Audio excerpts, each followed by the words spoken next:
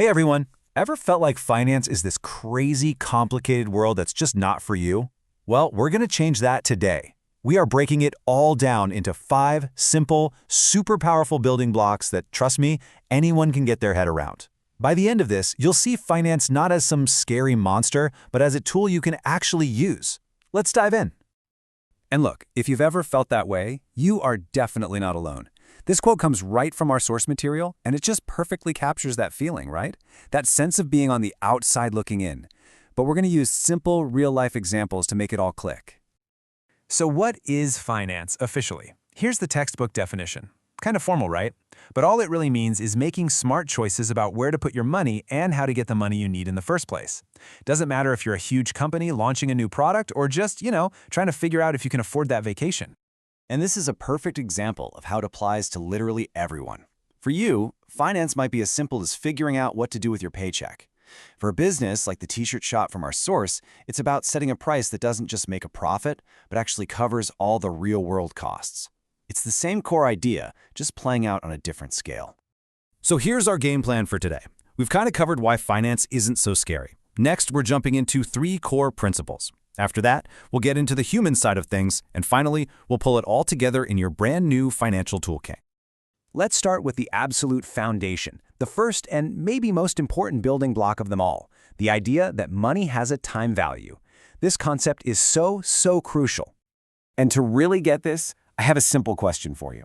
Imagine you're offered 2 choices. No tricks here, just a straight-up decision. Would you rather have $100 in your hand right now, today, or $1,000 1 year from now?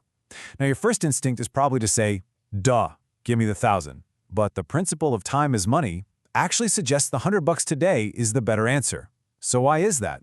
It all comes down to something called opportunity cost. See, that $100 you get today isn't just $100. It's a tool. It's something you can put to work right away. You can invest it and earn a return. You could pay down some credit card debt and save yourself a ton in interest. By choosing to wait a year for the bigger payout, you're giving up all the things you could have done with that money in the meantime. That lost potential, that is the opportunity cost. It's why $1 today is almost always worth more than $1 tomorrow. Okay, let's move on to our second building block. And this one is a classic.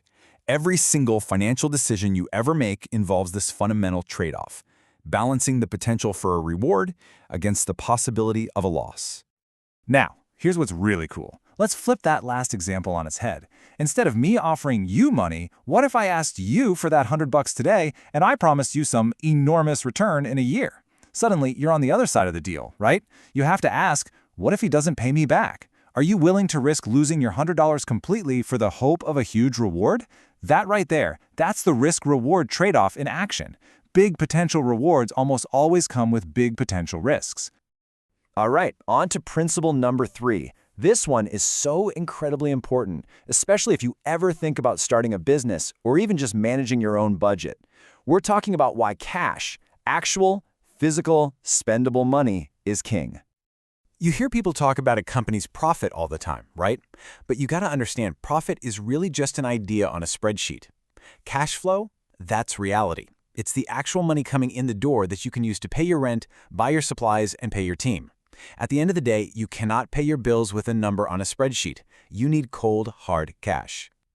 Let's circle back to that t-shirt business. Okay, so they buy a shirt for $10 and sell it for $30.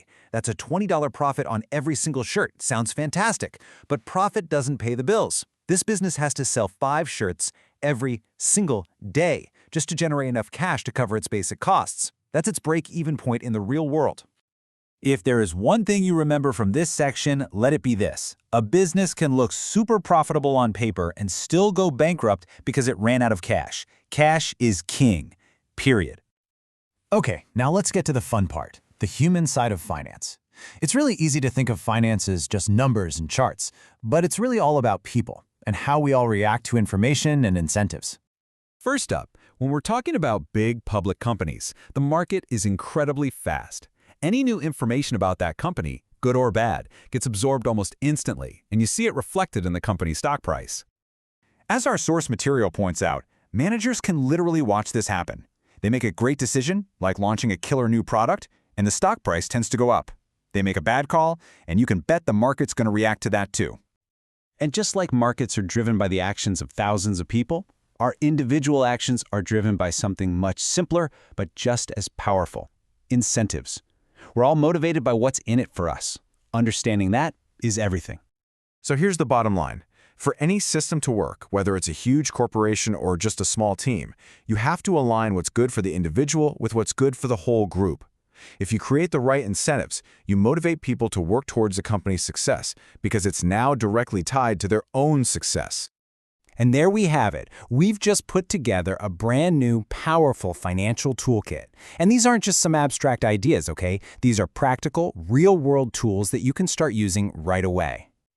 Let's do a quick recap of our new toolkit. First, remember, time is money. $1 today is worth more than $1 tomorrow. Second, higher rewards always come with higher risks. Third, cash, not profit, is what truly matters. And finally, never forget the human element. Markets react to information and people respond to incentives. Seriously, by understanding these 5 core ideas, you've gone from being on the outside looking in to having the fundamental framework to analyze pretty much any financial situation in your own life or in the business world. So I'll leave you with this question. Think about a financial choice you need to make, big or small. How does thinking about opportunity cost or risk or cash flow, how does that change the way you see it now? Thanks for tuning in.